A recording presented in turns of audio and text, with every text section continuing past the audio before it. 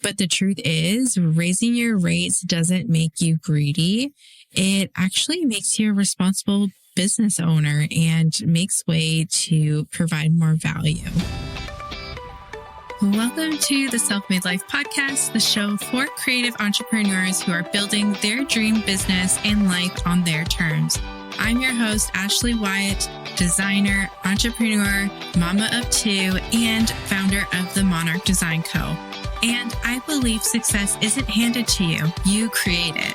Here, we're pulling back the curtain on what it really takes to run a business, the wins, the lessons, and the messy in between. Whether you're scaling your side hustle during nap time, redefining your brand, or ready to take your business full time, this show is your go-to for honest conversations, practical strategies, and inspiration to help you grow with confidence.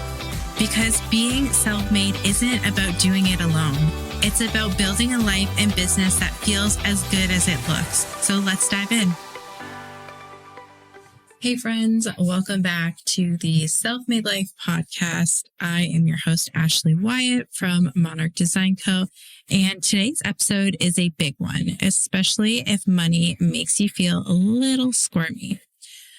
This is part 4 of my 7 lessons in 7 years series. And today we're diving into something that changed everything for me. And that is money mindset and pricing strategy. Or as I like to say, more profit and less stress. The truth is you can love what you do, serve your clients well, but then still feel broke and burnt out or even unsure of where your money is even going. So let's talk about it. When I first started Monarch Design, I charged what I thought people would pay, not what I actually needed to run a profitable business. I undercharged, I over-delivered. I was afraid that if I raised my prices, clients would disappear or ghost me. And even as my skills and experience grew, there was still this lingering fear. And this is coming from someone who actually taught at the college level. So talk about imposter syndrome. And yeah, I had questions like, who am I to charge more? What if no one books? What will people think? Negative Nancy was just in my head, and it was really hard to kind of like work through and get past. But the truth is, raising your rates doesn't make you greedy. It actually makes you a responsible business owner and makes way to provide more value. So when I finally did raise my rates, I didn't just attract more clients, I actually started attracting the right ones. So these were clients who respected my process, paid on time, and were truly ready to invest. So with that comes taxes. So let's talk about business taxes. And by all means, I am not a bookkeeper, an accountant, or a tax professional, but I am just sharing what I learned the hard way through being self-employed and going through 2 back-to-back maternity leaves. And when I say maternity leaves, I use this term very loosely because I did not qualify for a government paid maternity leave. This was me working hard to save up and squirrel away as much money as I could to take off time with my new baby. And with my son, I had planned to take 1 month off and ended up taking 3 months off. And with my daughter, I planned for 3 months off and took 3 weeks off. Now, this is just kind of like how the cards fell.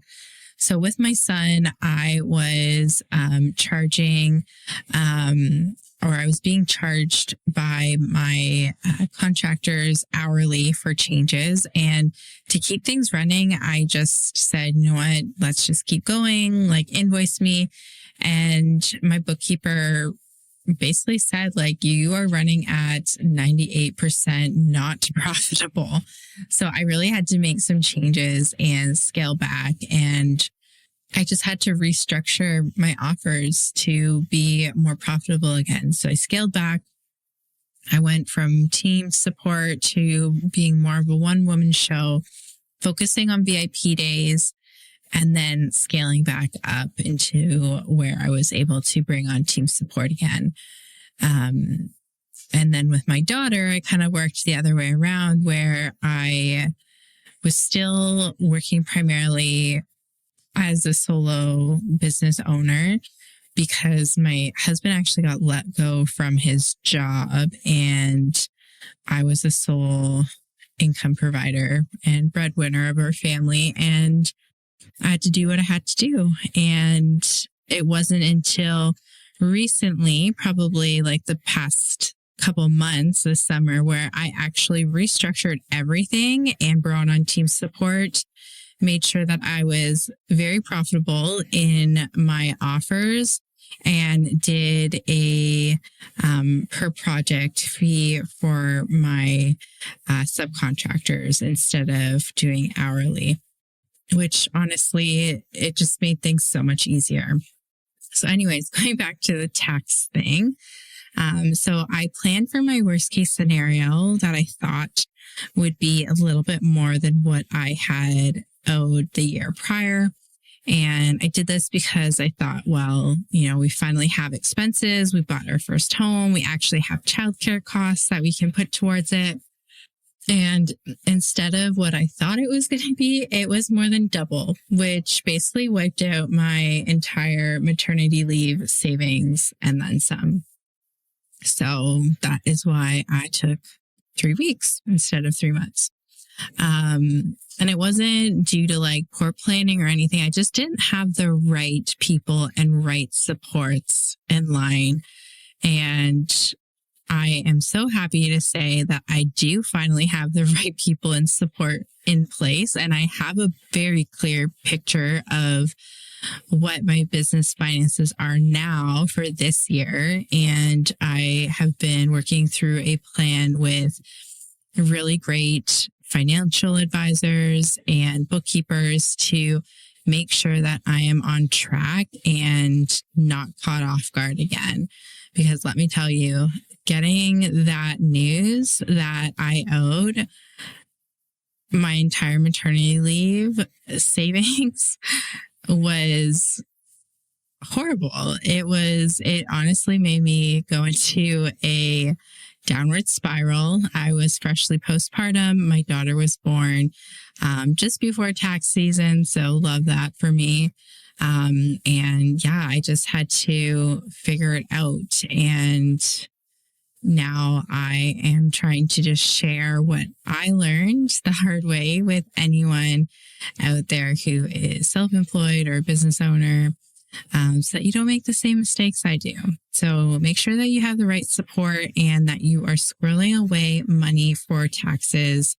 And if you are looking to take a maternity leave or need extended time off, definitely plan well in advance, and write off as much as you can. Definitely reach out to a reputable accountant in your area to figure out how you can tax plan and just be smart about tax time. So really just like that moment just taught me the importance of not just making money, but managing it. So saving for taxes is huge. Now I take like almost half of whatever I make and I squirrel it away. And I've built a buffer and I plan for those slow seasons and I think about things ahead of time a bit more. And I have the right people in my corner. Shout out to Honora and Paula. Highly recommend. Honora will be on the podcast soon. And definitely check out my episode with Paula. That is a few episodes back. Are you an entrepreneur trying to grow your business and your family at the same time? Trust me, I've been there. 2 maternity leaves in 2 years, a design studio to run, and a dream that just won't quit. That's why I created my one-on-one mentorship sessions.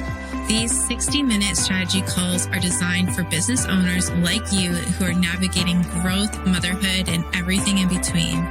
Whether you just need clarity around your offers, help planning your maternity leave, support building your team, or just a space to talk through what's actually working, I've got you. These sessions are $250 and they're already making waves with creatives who just need a fresh set of eyes and someone who gets it. Head on over to themonarchdesign.co/mentorship to book yours, or just DM me mentor on Instagram at Monarch Design Co. You don't have to figure this season out alone. Sales are great, but profit is really what pays your bills.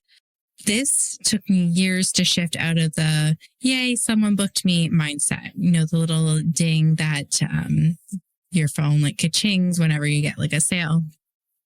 It's all fun, but it's so important to make sure that whatever you're making is profitable. So I started by moving from hourly to project-based pricing, as I mentioned, with team support. So that really looked like restructuring all my offers so that I could deliver more value without trading time for dollars. And this doesn't just go for like bringing on subcontractor support. This also comes from a place of, if it took me less time to do something, I also didn't want to penalize myself for getting quicker at something either. So really looking at the bigger picture, factoring in time, back and forth emails, any like finalization of files, things like that, client calls, you all want to take that into consideration too of your time when you are buffering and putting together pricing based off of projects. So these could be things like VIP days or weeks. These really give clients a focused results and work really around my life and my childcare schedules, and without the long drawn out timelines. Semi-custom websites with add-ons that really make sense for my team. So instead of starting from scratch every single time, we essentially start from one of our tried and true frameworks to make building out websites way more quicker. And instead of pricing in Canadian all the time, I started pricing in US dollars as well, due to profit margins. So my the majority of like my software and expenses are all in USD. So why would I shortchange myself and my family for charging in Canadian? My team is mostly in USD. So I just really had to get clear on my costs and my goals and lifestyle that I wanted to support. And I've had this conversation about, you know, currency with other fellow Canadian service providers, and what I like to do and what has worked for me is I provide a Canadian discount, or I'll just do the project in Canadian dollars for my fellow Canadian clients and USD for fellow American clients. So this profitability just kind of gave me breathing room. So flexibility, maternity leave, space to grow a team. It's what has supported me in the last couple of months of just making that shift and making sure that things were profitable. So I am not a financial advisor, but here are a few things that have really helped me to shift my money mindset and build healthier financial patterns. So what I honestly swear by this, and you've probably heard me mention this before, but daily gratitude. So I write down 3 things that I'm grateful for every single day, especially around money, time, and abundance. I do some sort of prayer or meditation. So I love starting the day really grounded and focused. That just makes a huge difference for my overall mindset and how the day goes. And then if I have time, and I am a busy mama of two. So sometimes this is just jotting it down quickly in my notes app while I'm nursing the baby. But just journaling on wealth and worthiness. I am currently in Paula's Rich Girl Fall container, which I am loving. And she provides daily prompts around money mindset. So I love just following along with that and just really seeing like what's possible and just feeling really supported and fully trusting that money is always flowing to me.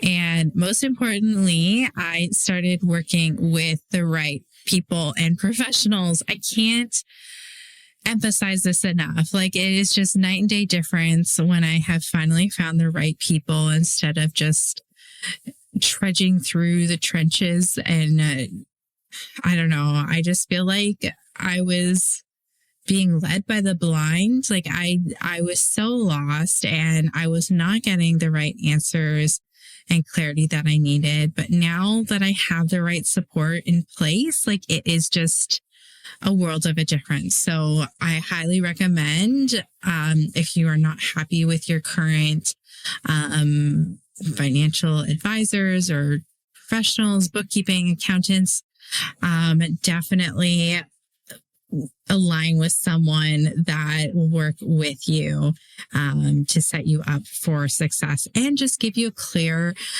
financial heartbeat on your business. So again, I want to shout out Paula Willimack. You might have heard her on the podcast from a couple episodes ago, but she finally helped me feel confident about my cash flow. So we actually created financial projections for the next year. And she also helped me with planning for maternity leave, launches, slow seasons, and even personal financial goals. And it's just been so helpful just to have that outsider's perspective, financial strategies. Like, I'm not a numbers person. I'm visual through and through. So she has helped me to understand so much. And I also want to shout out Honora, who has just been an incredible bookkeeper and who I'm so excited to have her on the podcast as well. I feel like I am now able to actually track profit, save for taxes before spending that money, and just making overall better business decisions with having more clarity around everything. So just knowing my numbers, feeling in control, and just having that less stress. So if you are feeling stuck with your pricing and where you're at, if you are scared to raise your rates, if you don't know how much you're actually making after taxes and expenses, just know that you're not alone. And I've been there and many others have been too. And you're not bad with money. You're just in a growth season and you deserve the right support. So I would love to work with you through your pricing, your revenue goals, and your business structures. In my one-on-one mentorship sessions, we will look at what's working, what's draining you, and how to create more profit with ease. So you can head on over to themonarchdesign.co/mentorship to book your session, or send me a DM money on Instagram at Monarch Design Co. and I'll send all the details your way. So let's make money feel less overwhelming and a whole lot more empowering. You deserve it. And I will see you next week for lesson 5, which is focusing on what actually moves the needle forward in your business. Thanks so much for hanging out with me today on the Self-Made Life podcast. If you loved this episode, share it with a friend, leave a review, or hit follow so that you never miss an episode. Want to work together or grab some free resources? You can always find me over at www.themonarchdesign.co/podcast. Until next time, keep dreaming, keep building, and go create your self-made life. This podcast is produced, mixed, and edited by Cardinal Studio. For more information about how to start your own podcast, please visit www.cardinalstudio.co or email Mike at mike@cardinalstudio.co. You can also find the details in the show notes.